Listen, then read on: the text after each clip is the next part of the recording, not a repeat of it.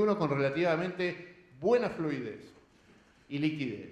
Y lo que me dicen es que van a estar superiores a lo que vale hoy el precio spot. Sin embargo, los mercados de futuros también se equivocan, como nos equivocamos todos, porque 2 años atrás decían y acertaban en ese sentido que los precios iban a estar por debajo del alto precio spot que regía en aquel momento, pero muy por encima de lo que después se verificó, porque podemos ver que a la fecha, 2015, indicaban que uno podría haber vendido petróleo a casi $100 y resulta que en el 2015 el promedio es 55, ¿no? Así como hoy, si uno tuviera un escenario de precios libres, hoy podría hacer un proyecto, iniciar un proyecto en algún lugar del mundo que tuviera libertad de mercados y venderlo a $60 y no a los 50 que rigen hoy.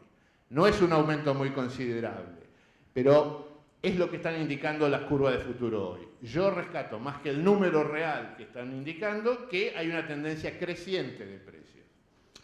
Lo que también aumentó es la volatilidad del precio del petróleo, que es una medida matemática que rige para cualquier fenómeno estadístico, como lo son las cotizaciones de precios, que tuvo un aumento bastante sensible en los últimos 12 meses. ¿Y por qué? Y bueno, porque estos vaivenes no parecen normales, no forman parte de un mercado estabilizado, y así como baja fuertemente, también eventualmente el mercado dice, bueno, yo pienso que pueda estar en 60, pero la volatilidad, el margen de dispersión también es muy importante.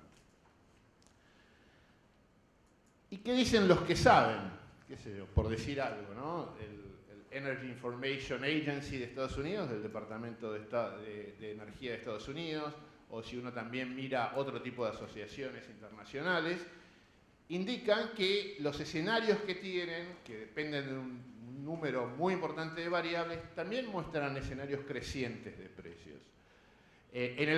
Tienen proyecciones de largo plazo y de corto plazo. Las de corto plazo y tratan de indicar qué puede llegar a pasar el año próximo, y fíjense cómo se cubren con dan un indicador muy cercano a lo que indica la curva de futuros, en torno a los $55-60, con una dispersión extraordinaria, ¿no? ¿Y por qué? Bueno, eso no es porque lo hacen para cubrirse, es porque la historia enseña que el precio de petróleo es sumamente sensible y que tiene una amplitud en su comportamiento muy importante. Ahora, los bancos de inversión, que son muy influyentes en la formación de decisiones de inversión y en los presupuestos de los países, también, si bien muestran una dispersión muy relevante, también muestran un escenario relativamente creciente en el corto plazo inclusive. Y esto es importante porque la Argentina se encuentra completamente desacoplada de los precios internacionales, y uno lee hoy en los diarios distintos representantes de distintas orientaciones políticas, exsecretarios de Energía, que dicen esto es una barbaridad, no puede ser, los consumidores de la Argentina están pagando $77 el barril, dicen esa parte, no dicen que en el Golfo de San Jorge quizás se paga $63, que el promedio puede estar en 67. Dice, y eso es una barbaridad porque la pobre gente está pagando un montón. Bueno, eso es una realidad, ¿sí? Se está pagando un precio nominal de $1 oficial que es bastante elevado en relación a lo que es el mundo. Es aproximadamente, en el promedio, un poco más del 35% de lo que rige en el mundo, ¿sí? Eso es cierto. Ahora, también es cierto que los últimos 14 años también estuvo completamente desacoplado, y muchísimo más desacoplado, cuando por razones diversas, básicamente políticas, se decidió que la Argentina consumiera su stock de capital, de reservas de petróleo y de gas, a precios muy inferiores a los que regían en el mundo, pero muy inferiores, porque cuando tocaba $140 el WTI, en Argentina valía $40 el barril. Entonces, esta distorsión que tiene la Argentina no es únicamente una foto al momento de hoy, sino es que es parte de una película, de un aislamiento muy importante en distintos aspectos de la vida del país, y que en materia de petrolera tiene muchas distorsiones, una de las cuales, sin mencionar muchas, es la disparidad que existe entre el valor del petróleo liviano y el valor del petróleo pesado, para graficarlo, el valor del crudo de Neuquén o de la cuenca neuquina respecto al Golfo de San Jorge, que es inusual y que no tiene un justificativo meramente económico y que excede los $12 por barril. Este desacople, que realmente no es que uno diga, no tiene, digamos, está bien que esté desacoplado, lo que uno trata de transmitir es que es importante que la adaptación a los precios internacionales no sea únicamente una variable aislada que va y se adapta, perjudicando la inversión en la industria, mientras todo el resto de las variables de la economía, de la vida del país, permanecen desacopladas de lo que es la realidad del mundo. Porque para hacer algunos números, si bien existe claramente una transferencia de renta hoy de los consumidores de combustibles a los productores de petróleo y a las provincias petroleras y al Estado Nacional, que recauda muchos impuestos de esos, esto desde que en diciembre los precios locales pasaron a estar por sobre los precios internacionales, solamente en diciembre, la caída empezó en agosto, se ha producido una transferencia de renta de 2.300 millones de dólares. El cálculo de lo que fue la transferencia de renta de algún modo, los productores de petróleo, las provincias petroleras y también el Estado Nacional a consumidores y al mismo Estado Nacional que cobraba impuestos a las exportaciones fue de 72.000 millones de dólares en aquella película que yo les mencionaba, que empezó allá por el 2002-2003. Entonces, esto no va a tener una solución rápida, a menos que se quiera correr el riesgo de producir una grave crisis de inversión en el sector.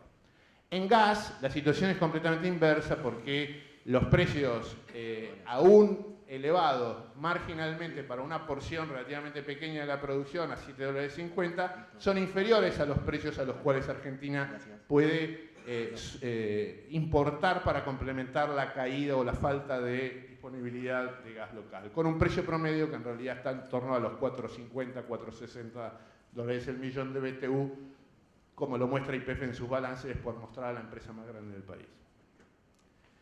Y esto lleva a un desbalance extraordinario, muy importante, que es la causa principal de los problemas económicos que tiene el país, de la restricción de dólares, el cepo. El cepo no es la causa de los problemas. El cepo es una de las medidas, consecuencia del desbalance energético que impacta fuertemente al país desde el fin del 2010, donde el déficit del sector llegó a 7.000 millones de dólares en el 2013-2014, que fue, se chupó, por decirlo de algún modo, el balance comercial positivo del país. Este año disminuye, sí, ese déficit va a caer a 2.000, 2.500 millones de dólares, pero el déficit permanece, ¿sí? Entonces, la Argentina tiene un obstáculo aquí porque es una economía que siempre necesita importar, especialmente cuando le va bien y cuando el país crece.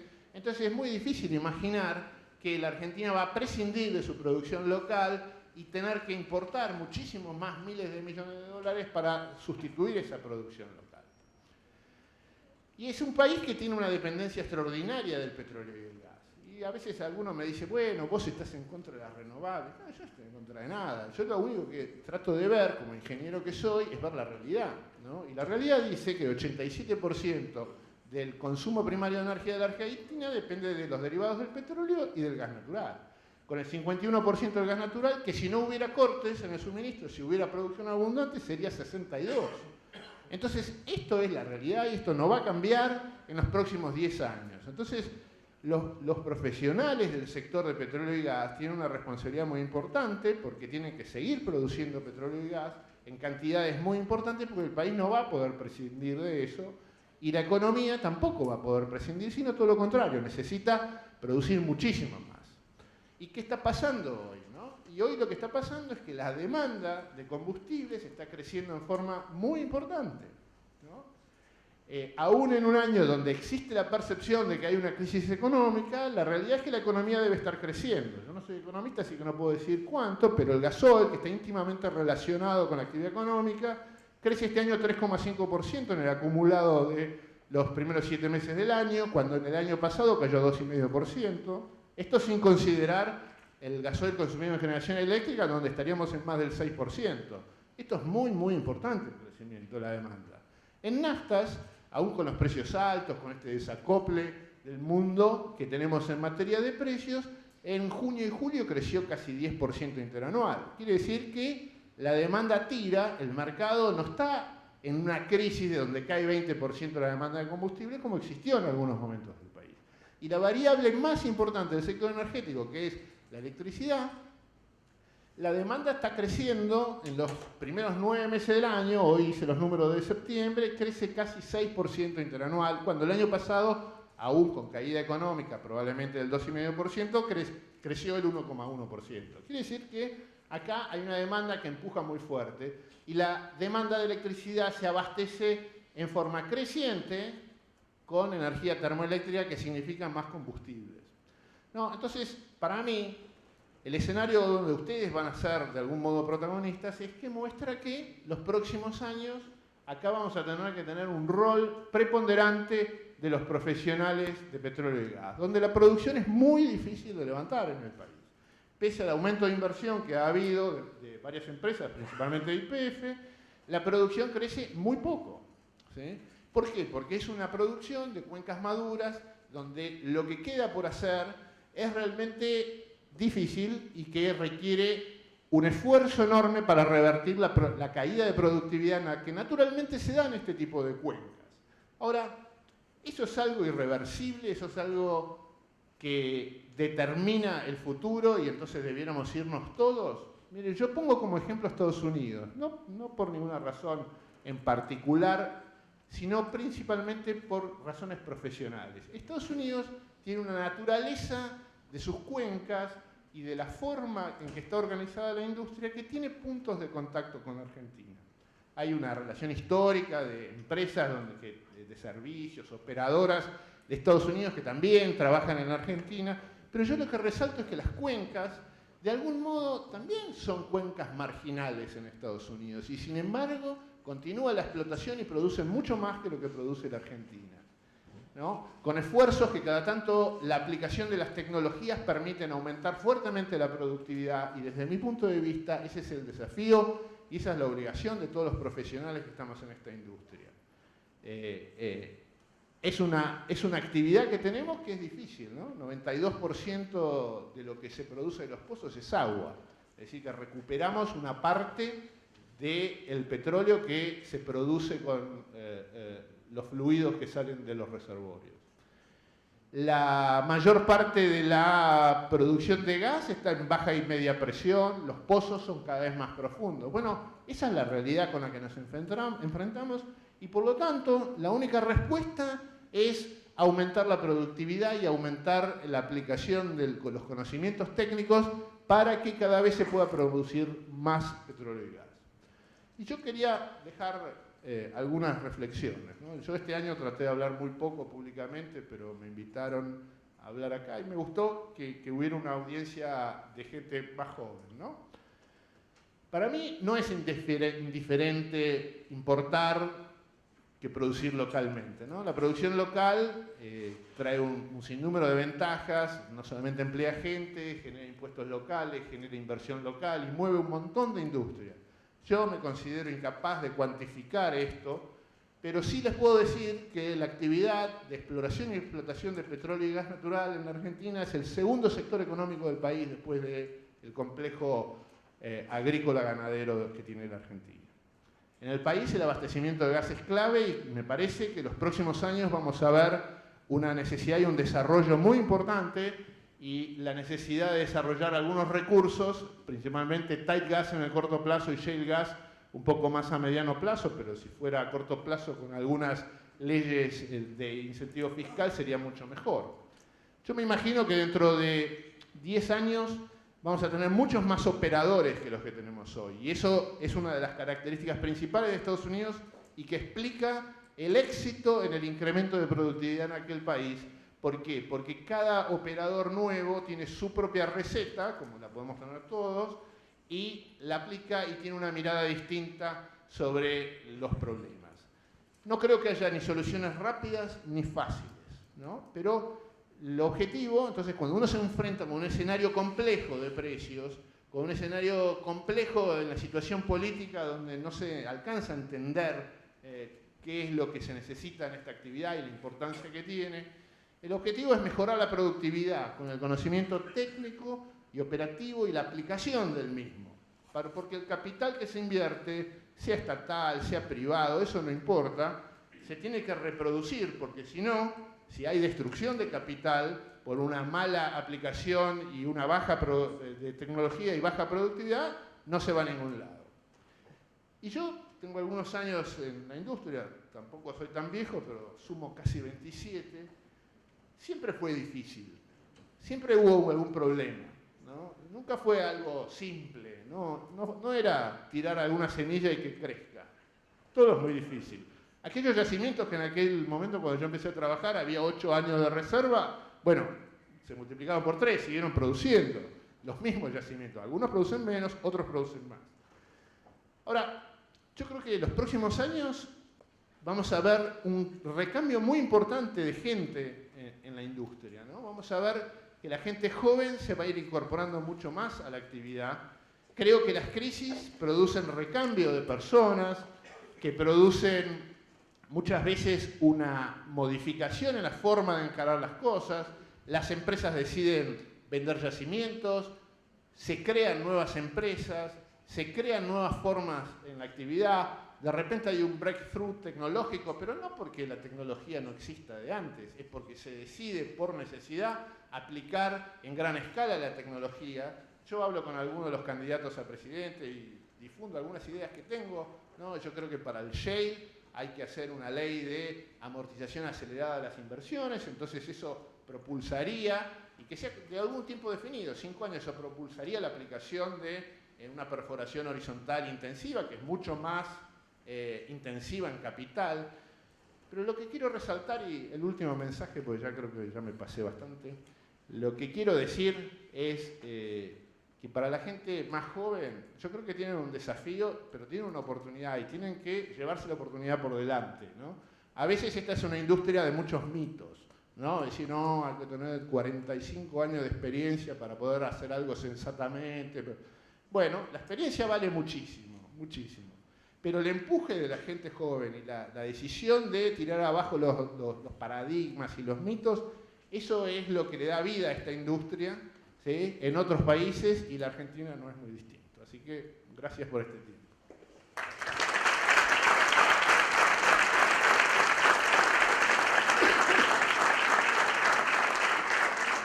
¿Alguna pregunta?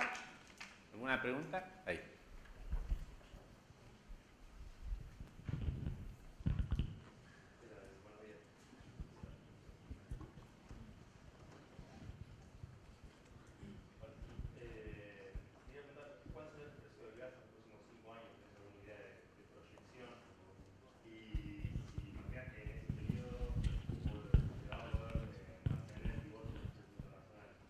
Sí, yo creo que especialmente en gas se va a mantener el divorcio en precios internacionales y la Argentina va a converger a un promedio allá por los $6 el millón de BTU, pero siempre y cuando se pueda mantener en la mente de los que decidan, de los que vayan a gobernar el país, un esquema diferencial marginal importante, un poco superior al promedio.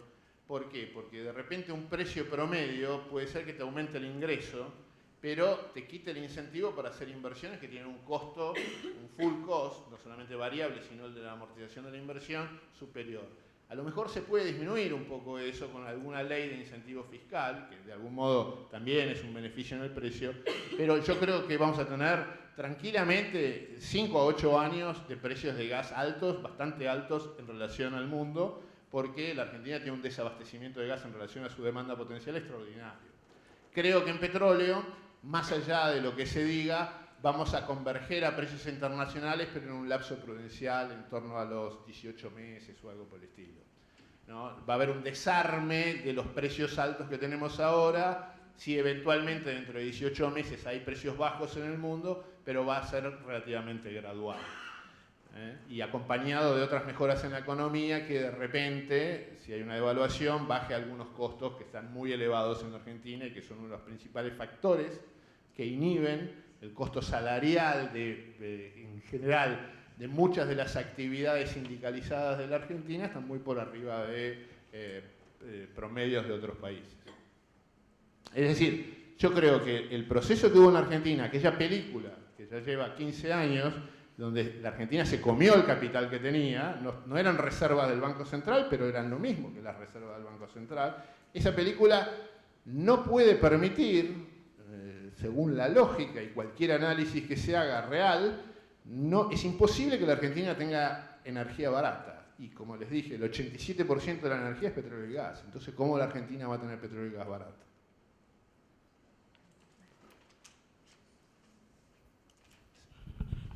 Buen día. ¿Qué tal? Dos preguntas básicamente. La primera pregunta, ¿cuál es la finalidad que Argentina paga $67 aproximadamente el barril a pesar que está en 55? ¿No?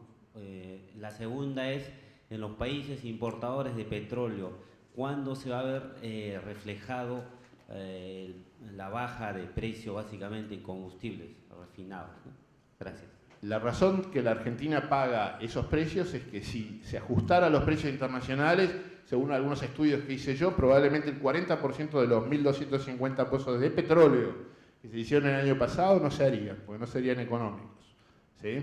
Entonces eso tendría un efecto más allá de lo social y económico en las regiones donde se perforan estos pozos.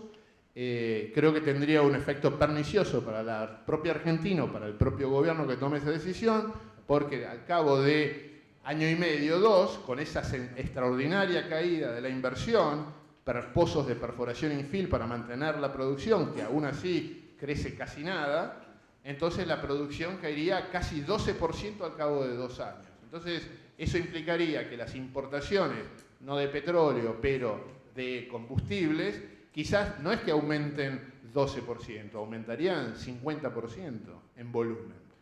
Y entonces, ¿cuándo se va a trasladar la mejora de precios internacionales o los bajos precios? Y mira, se va a trasladar en el momento en que la Argentina tenga el suficiente crecimiento económico y mejora de sus variables económicas como para tener miles y miles y miles de millones de dólares por año garantizados para poder hacer esas importaciones. ¿Nada más? Allá. ¿Qué tal? Buen día, Daniel. Sebastián es mi nombre, soy de Comodoro. ¿Sí? Chubut. Trabajé en la industria en YPF, así que algo entiendo y soy economista. Te escuché un poco en contra de nuestra profesión, pero te entiendo. Pues soy hijo de ingeniero y es cierto que ustedes tienen una visión distinta a la que tienen los economistas, más que nada que están con una visión más del complejo sojero o agrícola ganadero y no tienen una visión tan completa de la actividad extractiva y la industria que implica eso. La pregunta puntual, un poco con la última que iba, y un poco creo que lo contestaste, pero te lo voy a hacer bien concreta, es ¿qué crees que deberían hacer las provincias, en el caso de mi provincia de Chubut, con esta situación que tenemos, el desacople? Entiendo que ahora debería ser subsidiada, digamos, la tarifa, continuar con este subsidio, por esto que acabas de decir, el 40% de los pozos que no serían productivos, o rentables. ¿Cuál es tu opinión puntual en función de, hago un comentario antes para todo el público en general, que es muy compleja la situación social y o sea, a partir de la situación económica es muy compleja la situación social que se genera en las provincias productoras por los acuerdos de paz social que se han firmado en los últimos tiempos, etcétera, etcétera. Y están muy preocupadas las distintas empresas de servicios petroleros, que son generalmente empresarios locales, tanto en el Golfo como en la provincia de Neuquén y demás. ¿Cuál es tu opinión puntual, teniendo en cuenta que esta situación social no existía en otros años de baja de precios internacionales? Sí, ante todo te pido disculpas por ser economista. Yo aludo a los economistas famosos y que saben todo, ¿no? Que hay muchos que saben todo. Ahora uno le pregunta cuánto produce un pozo, no tiene la menor idea, ¿no? Entonces, aludo a eso. Yo puedo aceptar toda la discusión y la acepto. De hecho, con la gente que sabe, con fundamentos, me trata de demostrar por qué hay que ir a precio internacional. ¿No? Me cuenta algo parecido a Suiza, ¿no? Me dice, no, porque entonces el dólar va... Un montón de cosas que la verdad que yo no veo que sucedan, ¿no? Yo creo que las provincias lo que tienen que hacer es ser inteligentes, ¿no? Digamos, las provincias tienen distintas formas de financiarse. En una situación de crisis pueden financiarse con el gobierno central, con distintos tipos de mecanismos de ayuda. Deberían, en algunos proyectos que estén en el límite, reducir regalías actuales, quizás difiriendo esa reducción para momentos de precios más elevados y cobrarlas un poco más adelante con algún ajuste de interés. Eso es una medida. La otra medida es trabajar muy fuertemente sobre los gremios, donde aquí en Argentina existió un desmadre de los gremios petroleros inconmensurable, lamentablemente en muchos periodos con apoyo político, y se favorecía eso y termina siendo un boomerang espantoso, donde hay una pérdida de productividad increíble para explotaciones que no ameritan, no pueden bancar algunos de los beneficios. Yo el año pasado me acuerdo que estaba en un yacimiento, en un momento los muchachos, era julio creo, pararon la perforación. Y pregunto, ¿qué está pasando? Dice, no, porque el turno que estaba descansando no le andaba el DirecTV y no podían ver el partido del Mundial. Pero un disparate espectacular. Increíble, increíble. Y pararon durante 12 horas hasta que se arregló el satélite. Bueno, como eso hay un montón. Digamos, yo perforé en Río Gallegos, yo perforé en San Sebastián con viento, te volabas todo, y ahora 35 kilómetros te paramos la perforación. No va a esas cosas. Esas son conquistas laborales. No son conquistas laborales. No son conquistas laborales. Esos son prebendas y beneficios. Yo no digo que no gane bien la gente, pero es un trabajo durísimo. Por supuesto que tiene que ver, pero tiene que trabajar normalmente como se trabaja en las industrias que son complejas, que por eso pagan lo que pagan, ¿no es cierto? Y creo que las provincias tienen un rol muy importante. Lamentablemente los gremios tienen mucho poder, ¿no es cierto? Y bueno, eso hay que desarticularlo de algún modo, ¿no? Y bueno, sí, yo creo que la situación en las provincias es compleja. La provincia de Neuquén, una de las provincias que más aumentó su recaudación impositiva, la semana pasada pudo pagar los sueldos porque emitió deuda. Bueno, la verdad que hay que manejar bien las provincias también, ¿no? ¿Una más? Sí, Jaime Martínez, muchas gracias, Daniel. Una pregunta, en un momento dijiste que la demanda no había aumentado, a pesar de que la Estados economía... Unidos. Exactamente. Sí. ¿Ves en Estados Unidos o a nivel global que haya un cambio, y te diría exponencial, en el consumo de combustibles, principalmente autos para movilidad, como pueden ser, qué sé yo, la duración de las baterías en los autos eléctricos, que cada vez duran más y cargan más rápido y van mejorando, como la mejor eficiencia en la utilización de la movilización de la gente, como es Uber, y bueno, todas estas cosas que muy rápidamente parecería que están teniendo algún impacto.